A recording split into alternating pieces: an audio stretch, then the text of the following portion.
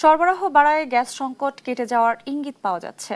এই মুহূর্তের পরিস্থিতি জানাতে ঢাকার তেজগাঁও থেকে সরাসরি যুক্ত হচ্ছেন সহকর্মী তন্দ্রা তারণ্য ও টাঙ্গাইল থেকে অভিজিৎ ঘোষ। প্রথমেই যাব তন্দ্রার কাছে। তন্দ্রা, ফিলিং স্টেশনের চিত্র কেমন দেখছেন? সার্বিক পরিস্থিতি জানাবেন।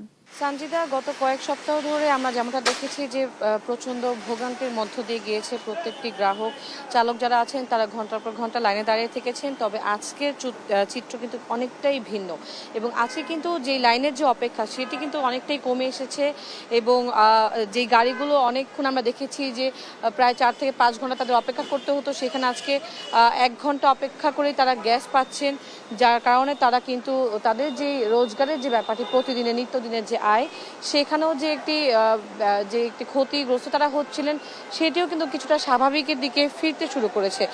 সঞ্জিত, একটু জানিয়ে রাখি যে মহেশখালীর যেই এলএনজি সরবরাহ দুটি সেটি কিন্তু স্বাভাবিক হয়েছে এবং স্বাভাবিক হওয়ার ফলেই কিন্তু কিছুটা স্বস্তি এখন ফিরেছে।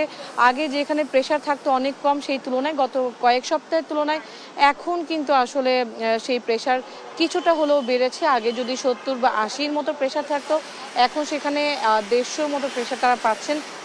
তবে পুরোপুরি স্বাভাবিক হয়েছে সেটিও বলা যাবে না, অর্থাৎ এখনও সরবরাহ প্রপারলি বা সম্পূর্ণরূপে আগের মতো বা স্বাভাবিক পর্যায়ে বা স্বাভাবিক স্থিতিতে এখনও ফিরেনি। কোনো কোনো পাম্পে আমরা দেখেছি যে সিএনজি ফিলিং স্টেশন কোনোটাতে তারা ভালো মতো প্রেশার পাচ্ছেন, যারা আসছেন চালকরা তারা এটি বলছেন। আবার কিছু কিছু ফিলিং স্টেশনে তারা বলছেন, চালকরা বলছেন যে তারা প্রেশার কিছুটা কম পাচ্ছেন। আমরা একটু চেষ্টা করবো একজনের সাথে কথা বলার এবং জানতে চাওয়ার।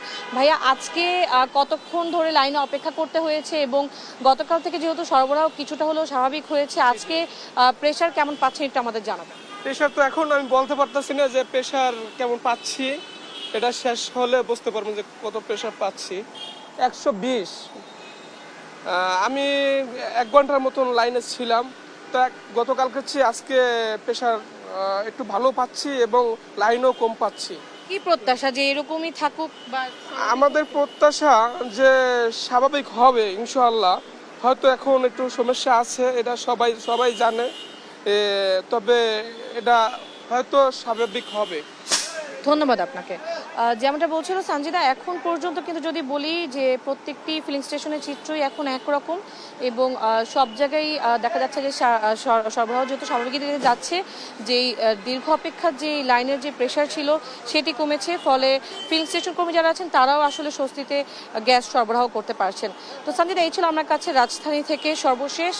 টাঙ্গাইলের অভিজিৎ ঘোষ আছেন আমাদের সাথে, আমার সহকর্মী, তিনি জানাবেন বিস্তারিত একই বিষয়ে।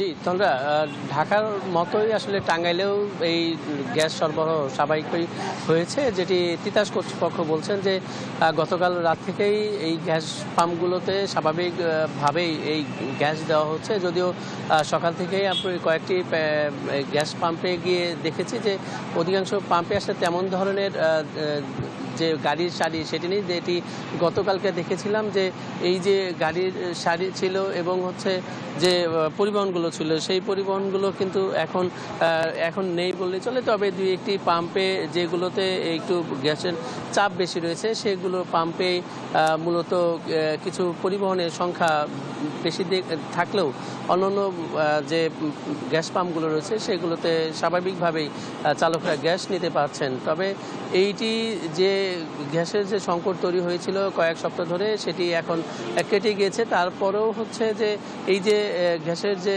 চাপ, যেটি চালকরা বলছেন যে যেখানে 200 চাপ থাকে সেইখানে এখনও 150 থেকে 180 পর্যন্ত তারা গ্যাসের চাপ নিতে পারছেন। তারপরেও যে গ্যাস পাওয়া যাচ্ছে এটিতেও তারা স্বস্তি প্রকাশ করেছেন এবং তারা বলছেন যে যেহেতু এই যে গ্যাসের যে সংকট ছিল কয়েকদিনই যাবৎ, এতে করে তাদের যে ভোগান্তি হয়েছে, বিশেষ করে এই যে সড়কের তারা ঠিকমতো গাড়ি চালাতে পারেননি এবং তারা অনেক সময় ক্ষতিগ্রস্ত হয়েছেন এবং তিতাস কর্তৃপক্ষ বলছে যে যেহেতু স্বাভাবিক হয়েছে এখন পর্যন্ত স্বস্তির খবর রয়েছে, সামনেও হয়তো আর কোনো ধরনের সংকট থাকবে না, এমনটি তিতাস কর্তৃপক্ষ বলছে।